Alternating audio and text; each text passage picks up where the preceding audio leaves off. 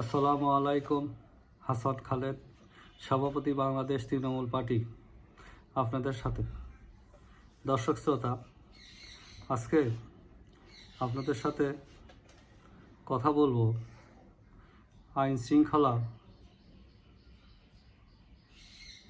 ব্যবস্থার যে ধস নেমেছে সেই বিষয় নিয়ে কয়েকটা কথা আপনাদের সাথে বলবো। আইন শৃঙ্খলা রক্ষাকারী বাহিনী বা নিরাপত্তা বাহিনী আমরা আমাদের জন্যই গঠন করেছি। তারা যদি ক্রিয়াশীল না থাকে তাহলে একটা মুহূর্ত আমরা টিকে থাকতে পারবো না। আমাদের যান মাল সম্পদ সব কিন্তু ছিন্ন বিচ্ছিন্ন হয়ে যাবে, ব্যাহত হয়ে যাবে।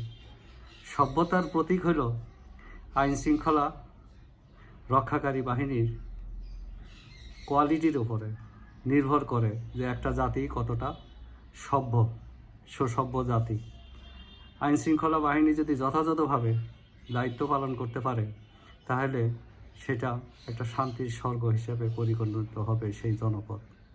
এখন আমরা পরিবর্তিত পরিস্থিতিতে আমরা কি করতেছি? আমাদের নিরাপত্তার জন্য, আমাদের শান্তির জন্য, আমাদের শৃঙ্খলার জন্য যাদেরকে আমরা নিয়োগ দিয়েছি তাদেরকে যদি কাজ করতে না দেই তাহলে আমরা সুফলটা পাবো কিভাবে? আমরা কিন্তু সুফল পাবো না।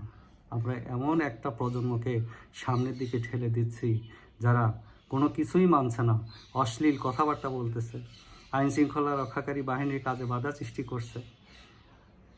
এই যে একটা অবস্থা, এই অবস্থার থেকে আমাদের মুক্তি পেতে হবে। যদি আমরা মুক্তি না পাই তাহলে আমরা সভ্যতায় বসবাস করতে পারবো না। আইন শৃঙ্খলা রক্ষাকারী বাহিনী তো আমাদের শত্রু না। কেন আমরা তাদের উপরে চড়াও হচ্ছি, তাদের কাজে বাধা দিচ্ছি? তাদের দায়িত্ব কি? তাদের দায়িত্ব হইল জনগণের জানমাল সুরক্ষিত রাখা, জনগণ যাতে ক্ষতিগ্রস্ত না হয়, একজন আরেকজনের উপরে যাতে চড়াও না হতে পারে, সেই জন্যই তারা থাকে।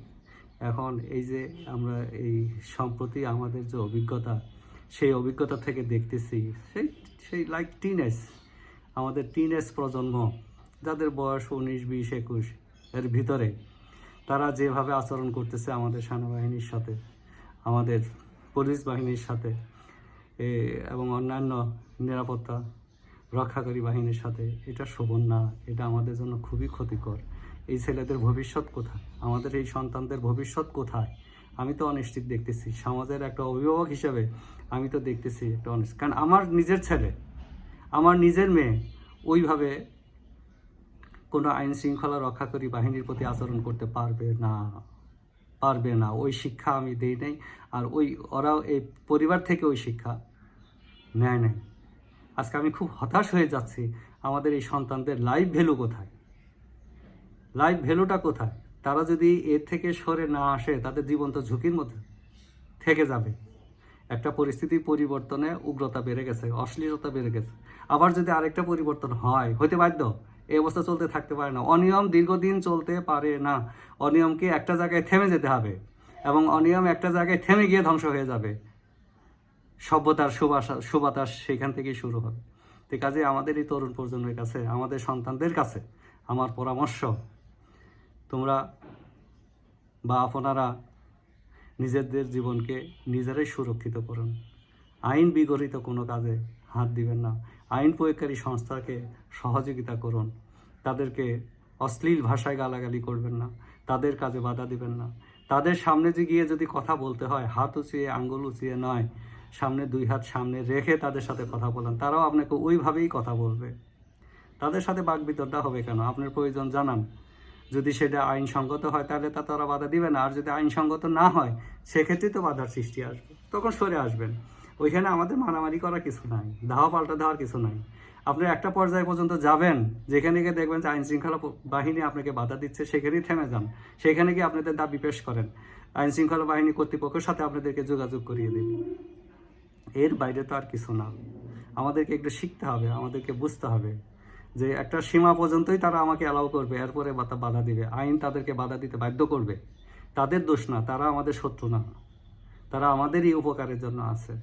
কাজেই তাদের প্রতি আমাদের মনোভাবের পরিবর্তন করি, সুশীল মনোভাব প্রদর্শন করি, তাদের প্রতি শ্রদ্ধা রাখি, কারণ তারা এত কষ্ট করে, এই রোদ বৃষ্টি নাই, এখানে কষ্ট করে আমাদেরকে রক্ষা করে। তারা না ঘুমিয়ে থাকে, আমরা ঘুমাই, তাদের জন্য আমরা ঘুমাইতে পারি। কাজেই আমরা যাতে ভুল পথে না যাই, নিজেদের রক্ষা নিজেদেরকে প্রথম করতে হবে, তারপরে তো আইন শৃঙ্খলা আসবে। এই যে এখন এগুলো সব ডকুমেন্টারি হয়ে যাচ্ছে, ইয়েতে হয়ে যাচ্ছে, আজকে হয়তো অনেক কিছুই বলা যাচ্ছে। এমন একটা দিন আসতে পারে যখন ওই ডকুমেন্টারিগুলোই বিপদের কারণ হয়ে দাঁড়াবে, সাক্ষ্য দিবে এই ভুলগুলো আমাদের সন্তানেরা করেছিল। ভুল না করি, জীবনটাকে ঝুঁকির মধ্যে না ফেলি, সবাই ভালো থাকি, সে যে যেখানে থাকেন সুস্থ থাকেন, নিরাপদ থাকেন, নিজের দায়িত্ব নিজে বহন করি। আরেকটা হলো, এই যে নতুন প্রজন্মের বাবা মাদের প্রতি আমার একটা আহ্বান, পরামর্শ, যেটাই মনে করেন, তাদেরকে রক্ষা করেন, তাদেরকে বিপথে যেতে দিবেন না, তাদের জীবনকে ঝুঁকির মধ্যে ঠেলে দিবেন না। সবাইকে ধন্যবাদ।